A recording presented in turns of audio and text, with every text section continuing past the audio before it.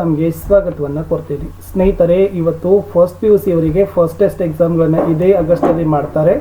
ಇಲ್ಲಿ ಒಂದು ಮಾಡೆಲ್ ಆಗಿರ್ತಕ್ಕಂಥ ಒಂದು ಲಾಸ್ಟ್ ಇಯರ್ ಕ್ವಶನ್ ಪೇಪರ್ನ ನಾನು ನಿಮಗೆ ಕೊಡ್ತಾ ಇದ್ದೀನಿ. ಆಲ್ರೆಡಿ ಫಸ್ಟ್ ಇಯರ್ಗೆ ಸಂಬಂಧಪಟ್ಟಂತೆ ಕನ್ನಡ ಕ್ವಶನ್ ಪೇಪರ್ ಹಾಕಿದ್ದೀನಿ, ಹಿಸ್ಟ್ರಿನೂ ಕೂಡ ಹಾಕಿದ್ದೀನಿ. ಅವೆರಡರ ಲಿಂಕನ್ನು ಇದೇ ವಿಡಿಯೋದ ಡಿಸ್ಕ್ರಿಪ್ಷನ್ ಬಾಕ್ಸ್ನಲ್ಲಿ ಸಹಿತ ಪೇಸ್ಟ್ ಮಾಡ್ತೀನಿ.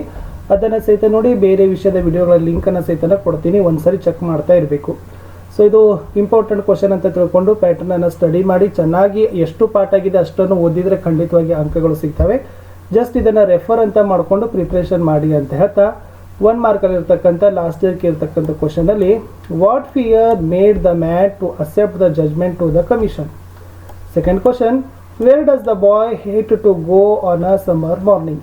Third question, learning's bower refers to A fields, B home, C school. Next question, when does the medicinal creeper come up every year? Next question, how far was the big city from the narrator's hometown?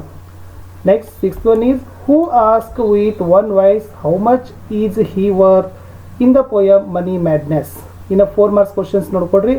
ಈ long ಕ್ವಶನ್ಸ್ಗಳು repeat ಆಗ್ತಕ್ಕಂಥ chances ತುಂಬಾ ಇರ್ತವೆ, ಯಾಕೆಂದರೆ summary base question ಇರೋದ್ರಿಂದ ನೀವು ಚೆನ್ನಾಗಿ ಏನು ಮಾಡ್ಬೋದು, ತಿಳ್ಕೊಳ್ಬೋದು. ಎಸ್, ಇವೇ ಕ್ವಶನ್ಸ್ ಬರ್ತವೆ ಅಂತ. ಎಸ್, ಏನಿದೆ, why was the commission of inquiry appointed by the king of the jungle. Next ಇರೋದು, how is the child's growth nipped and stripped of its joy in the springing day. Next ಬರೋದು, how did the Malayali sadhu cure Krishna of his piles and boils on his body. Next ಬರೋದು, who had picked the narrator's wallet, how was he saved from a stranger ಅಂತಕ್ಕಂಥದ್ದು ಪ್ರಶ್ನೆ ಇದೆ. Next ಬರೋದು, what are the fears and difficulties that an individual has to face if he has no money ಅಂತ ಕೇಳಿದ್ದಾರೆ. ಇನ್ನು 6 ಮಾರ್ಕಲ್ಲಿ ಕಂಪಲ್ಸರಿಯಾಗಿ ಊರು ಮನುಷ್ಯನ್ ಅಂತಕ್ಕಂಥದ್ದಿದೆ ನೋಡಿ, ಅದರದ್ದು ಸಮರಿಯನ್ನು ನೋಡ್ಕೊಂಡೋಗಿ ಅದನ್ನೇ ಬರೀರಿ. ಅಥವಾ ದ ಸ್ಕೂಲ್ ಬಾಯ್ ಪೋಯಮ್ ಇದೆ, ಅದರದ್ದು ಸಮರಿ 2ರಲ್ಲಿ 1 ಅಂತ ಕೂಡ ನಿಮಗೆ 6 ಮಾರ್ಕ್ಸು ಗ್ಯಾರಂಟಿಯಾಗಿ ಸಿಗ್ತವೆ. ಚೆನ್ನಾಗಿ ಅದನ್ನು ನೋಡ್ಕೊಡ್ರಿ. ಇನ್ನು ಒಂದು 100 ಪ್ಯಾಸೇಜ್ ಇರ್ತದೆ, ಸೊ ಚೆನ್ನಾಗಿ ನೋಡಬೇಕು. ಸೊ ನೋಡಿದ ನಂತರ ಪ್ರಶ್ನೆಗಳು ಇರ್ತಕ್ಕಂಥ ಉತ್ತರನ ಹುಡುಕಿದ್ರೆ ಖಂಡಿತವಾಗಿ ನೀವು ಏನು ಮಾಡ್ಬೋದು, ಪ್ಯಾಸೇಜ್ ಮಾರ್ಕ್ಸ್ಗಳನ್ನು ತೊಗೊಳ್ಬೋದು. ಇನ್ನು ಆರ್ಟಿಕಲ್ಸ್ ಮತ್ತು ಪ್ರಿಪೋಸಿಷನ್ಸ್ಗಳ ಮೇಲೆ ಕ್ವಶನ್ಸ್ಗಳು ಬರ್ತಾ ಇದ್ದಾವೆ. ಆಲ್ರೆಡಿ ಇಲ್ಲಿ ಸುಮಾರು ಒಂದು 6 ಮಿಸ್ಸಿಂಗ್ ಪ್ಲೇಸ್ ಇದ್ದಾವೆ.